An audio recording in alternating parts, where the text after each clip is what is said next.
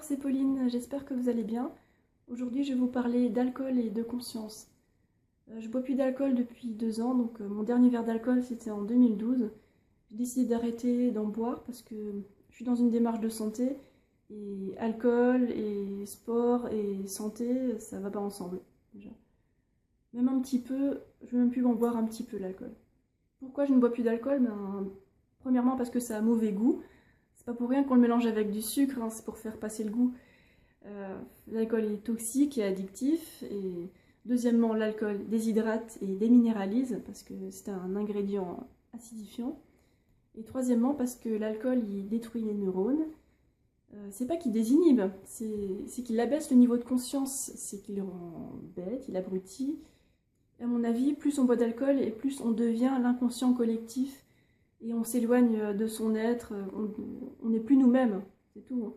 C'est pas que ça désinhibe, c'est qu'on n'est plus nous-mêmes.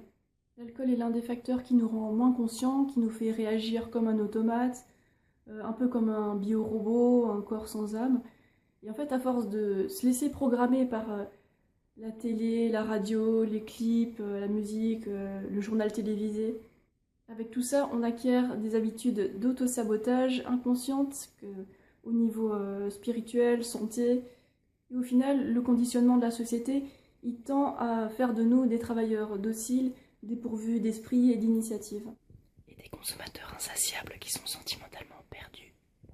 Pour qu'on puisse se sortir de cette programmation inconsciente destructrice, il faut d'abord se rendre compte à quel point les mots et les messages ont un effet vraiment nocif sur nos actions, notre morale, notre réalité et notre vie d'une manière générale.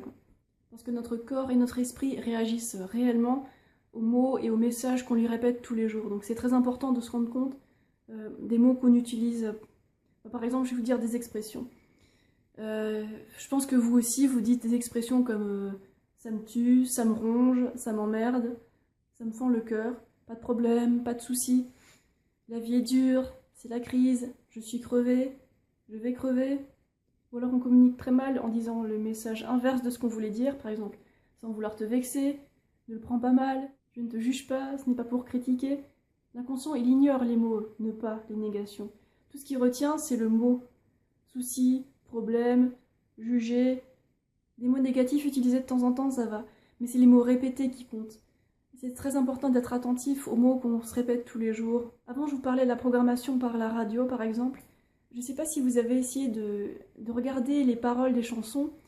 Si vous ne comprenez pas l'anglais, regardez juste ce que dit le traducteur sur Internet. Les chansons à succès, en fait, elles nous rabâchent des messages absolument immondes et qui sont destructeurs pour nous, pour nos relations particulièrement.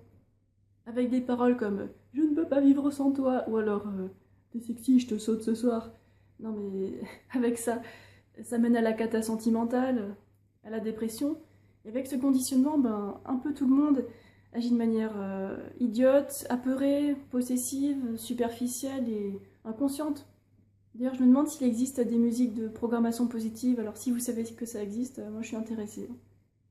C'est important de surveiller nos pensées parce que nos pensées, c'est qui on est et c'est nos actions à la longue. Pour être dans un meilleur état d'esprit et changer notre réalité, il faut s'observer et remplacer toute pensée négative immédiatement par une phrase constructive et honnête. La langue française est une langue riche qui peut exprimer beaucoup de choses avec tant de nuances.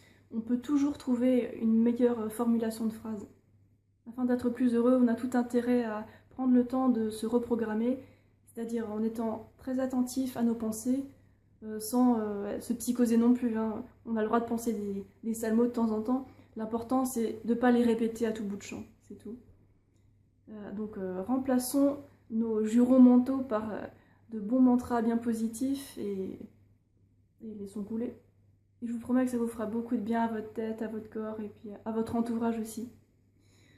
Voilà, c'est tout pour aujourd'hui. Je vais vous laisser là-dessus. Prenez soin de vous. À très bientôt et ciao!